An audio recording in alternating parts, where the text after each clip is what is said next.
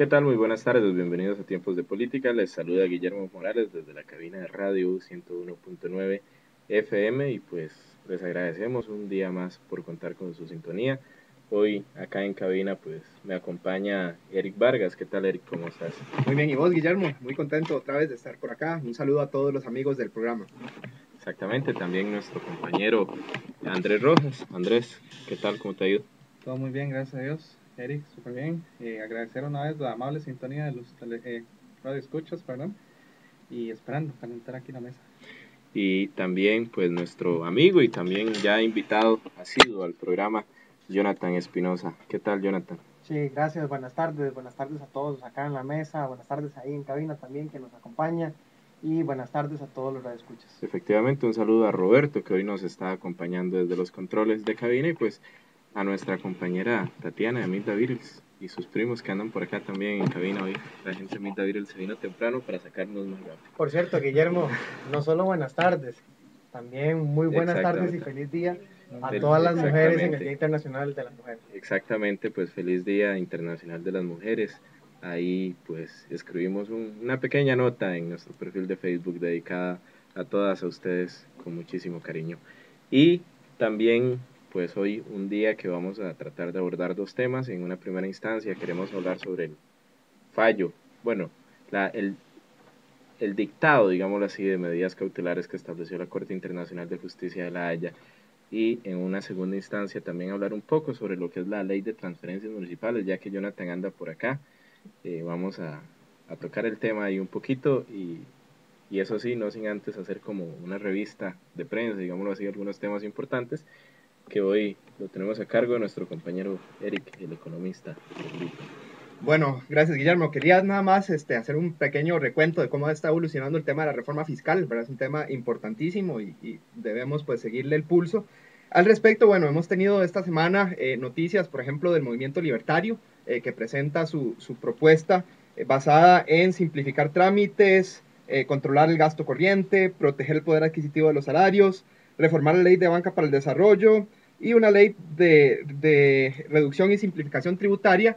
En todo caso, nada de esto incluye el IVA, que es el componente fundamental de la reforma que propone el gobierno, así que tenemos que el libertario pues se está dejando de lado, incluso le está pidiendo al gobierno que retire el proyecto que ha planteado, y de esta manera pues el movimiento libertario se une al resto de los partidos de oposición que se han pronunciado en contra de este proyecto. Recordamos, por ejemplo, la propuesta de la Unidad Social Cristiana que apuntaba a utilizar los recursos excedentes en las instituciones autónomas, que por cierto la Contraloría en estos días también emitió un reporte donde certificó que entre 5 instituciones están sobrando 972 mil millones de colones.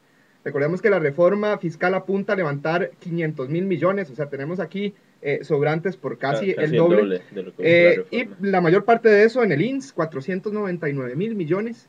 Así que de alguna forma, pues esto viene también a validar hasta cierto punto la tesis de los socialcristianos, que apuntan a que no es necesario subir impuestos porque ahí está sobrando dinero. Y bueno, teníamos también que los otros partidos, el PAC y el PASE, también se pronunciaron en contra de esta reforma. Así que bueno, la situación se le ve complicada al gobierno y pues la necesidad fiscal sigue incrementándose. También sobre este tema, comentarles muy brevemente un análisis que mañana hizo 15 días, que el Banco Central publicó, un reporte también que se lo solicitó la Comisión de Asuntos Hacendarios, en el cual analiza el impacto sobre la inflación de la reforma propuesta por el gobierno.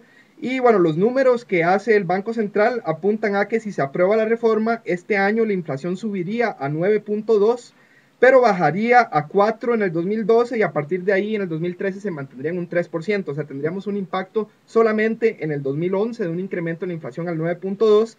Y también apunta el Banco Central que sin reforma la inflación se mantendría relativamente baja hasta el 2014, año en el cual subiría al 8% y seguiría subiendo hasta alcanzar casi el 11% en el 2016. Entonces, consecuencias inflacionarias en el corto plazo con reforma y en el largo plazo sin reforma. Le faltó, apuntan algunos analistas, que le faltó algún otro escenario donde en lugar de esta reforma, pues se proyecte el impacto sobre la inflación de las otras propuestas que hemos estado escuchando por parte de los otros partidos. Pero esto era, Guillermo, a grandes rasgos, la actualización que les quería dar sobre este tema.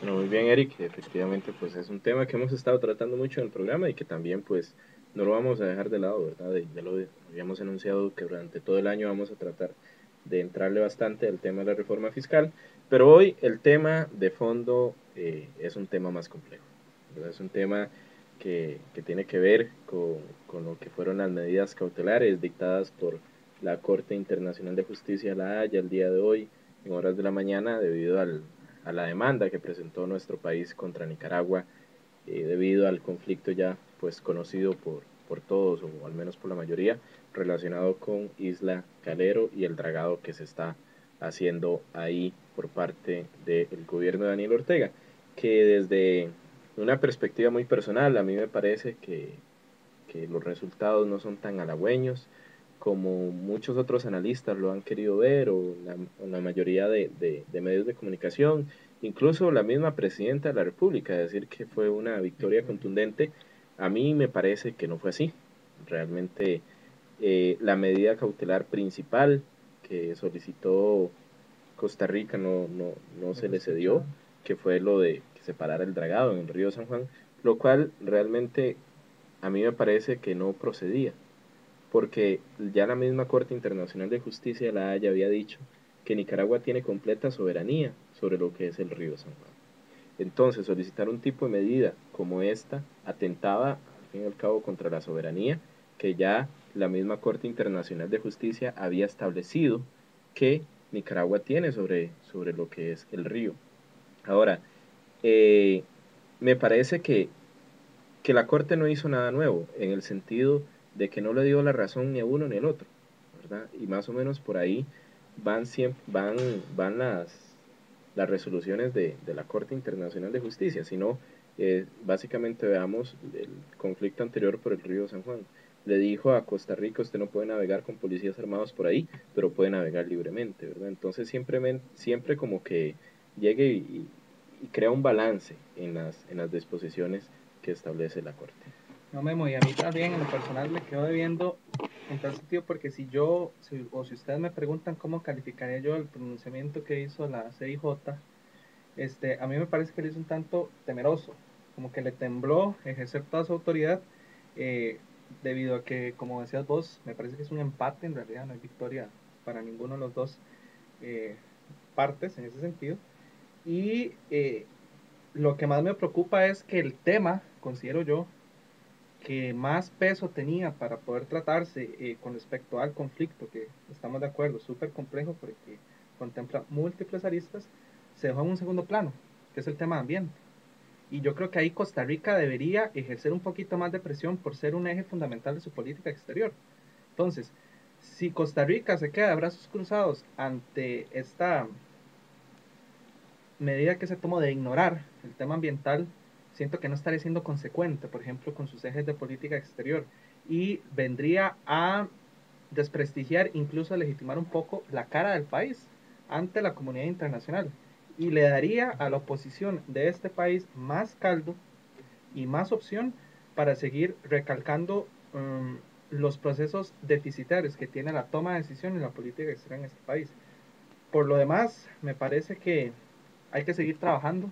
Yo esperaría que el equipo diplomático a cargo de este proceso aproveche, incluso, yo digo, no me tembla la mano ni el pulso para decir que nosotros debemos solicitar indemnizaciones al gobierno de Nicaragua por el daño que, según la Corte, no existe. Entonces, de ahí es donde se tiene que pegar, digamos, la delegación costarricense para demostrar que sí existe el daño y que necesitamos un pronunciamiento más fuerte y reciente, en este caso del organismo judicial internacional. Sí, yo coincido con Andrés en el punto de que en el tema ambiental no nos fue muy bien. En realidad me parece que en términos generales no nos fue del todo bien con las resoluciones que dio la Corte. Esto por lo siguiente: teníamos, a mi entender, dos puntos principales. Uno de ellos, que fue denegada la solicitud de medida provisional por parte nuestra, tiene que ver con el detener el dragado del río que está realizando Nicaragua. Al respecto, en el comunicado de la Corte se afirma que no se puede concluir en este punto de la evidencia aducida por las partes que el dragado del río San Juan esté creando un riesgo de daño irreparable al medio ambiente de Costa Rica o al cauce del río Colorado. Ni se ha demostrado, bueno, y a esto le agrego que ni se ha demostrado que aun cuando existiera ese riesgo, que ese riesgo sea inminente. Eso es otro punto que también estaba en el fallo. Entonces, no logramos demostrar que el dragado del río estaba provocando un daño al medio ambiente. Yo creo que ahí tenemos una grave falla del planteamiento del caso por parte de nuestras autoridades. Yo creo que este era un punto central que pues perdimos ese punto, ¿verdad? Esa solicitud nos fue denegada.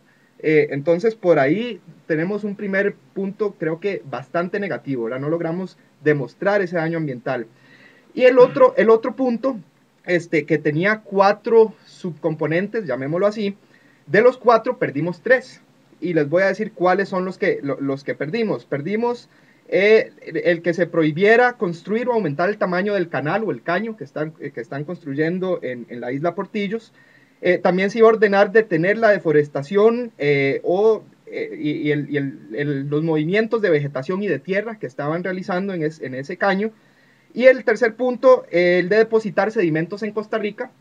Tampoco se dio una medida para impedir que Nicaragua siga con estas prácticas. En realidad se adujo de que ya ellos no estaban haciendo esto, entonces que por lo tanto no se veía que en este momento fuera necesario emitir una medida para prohibir estos 3 puntos. Lo único que sí ganamos, que bueno, se podría argumentar que tal vez era lo más importante, y es cierto, eso sí hay que reconocerlo, que es el que tienen que salir las tropas del lugar, ¿verdad? Sin embargo, bueno, igual fue por parejo, ¿verdad? Ni nosotros ni ellos podemos tener ni siquiera personal, ¿verdad? Bueno, ya vimos que hay que autorizar, hay que pedir autorización para que las personas que van a verificar el tema ambiental puedan ingresar a la zona.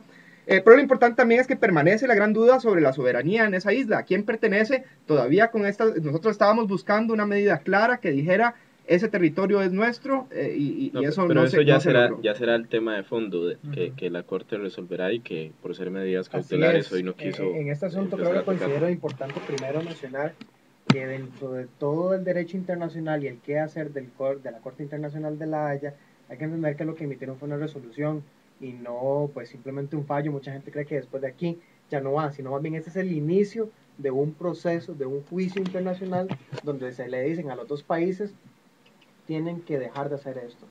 En algunas cosas sí coincido con ustedes totalmente, que lamentablemente no se ganaron, a pesar de que una de las cosas más importantes, que los medios de comunicación, que no realmente es la más importante, porque considero que la más importante es el tema ambiental, pero que los medios de comunicación fue la que le dieron énfasis en el retiro de las tropas.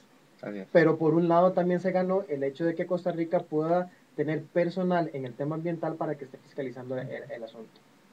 Creo que es importante sí tomar esto en cuenta y tener muy en claro que dentro de todo el sistema internacional, bueno, ahora hay que hacer todo un trabajo de cabildeo político de cara al juicio, que bueno, no solo un costo económico tiene, sino también un costo de tiempo, porque se va a llevar aproximadamente unos 2 años en que la Corte de la Haya pueda dictar un fallo a favor de uno o dos países. Perfecto, pero bueno, vamos a aprovechar para hacer un corte y ya regresamos porque realmente el tema está bastante amplio y pues creo que nos centraremos solamente en él. Ya volvemos.